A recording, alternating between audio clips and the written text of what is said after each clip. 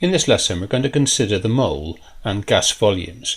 Before we do that, I want us to think about what we mean by the molar volume of a solid. For example, what is the volume occupied by a mole of copper atoms and a mole of potassium atoms, for example? Well, this is roughly represented by these two cubes. So a mole of copper atoms will occupy approximately 7 cubic centimetres, whereas a mole of potassium atoms will occupy a much larger volume, roughly 40 cubic centimetres, over 5 times bigger. So why is there a difference in these molar volumes? Well, the main reason is to do with the size of the atoms. The potassium atom is quite a lot larger than the copper atom. And the second thing which affects what volume this mole of atoms occupies is the way they're packed together. You'll find a similar thing occurring with liquids. For example, a mole of water molecules will occupy about 18 cubic centimetres, whereas a mole of petrol will occupy less, say about 14 cubic centimetres.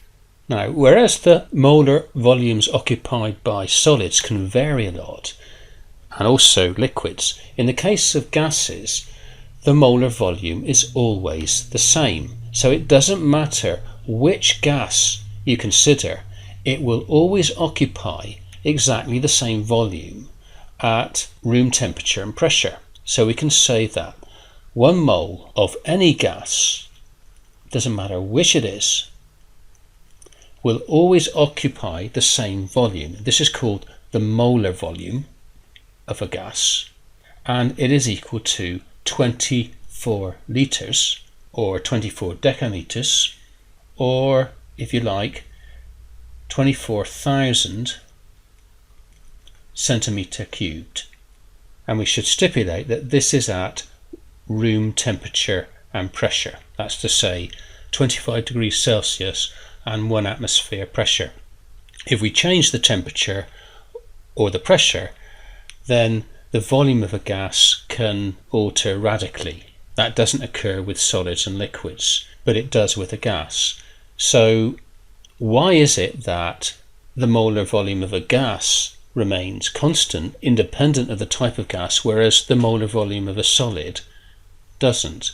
Well, the reason for this is, if you think about it carefully, if these are the particles of the gas,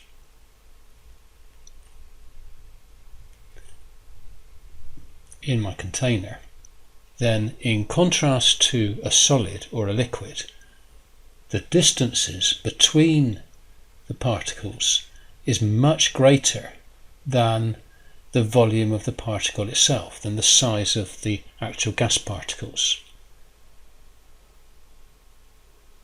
So it doesn't matter whether the particles are, for example, carbon dioxide molecules or much smaller helium atoms, the average distances between the particles will still be the same. That doesn't change from one gas to another. And so the average volume occupied by the particles will also be the same.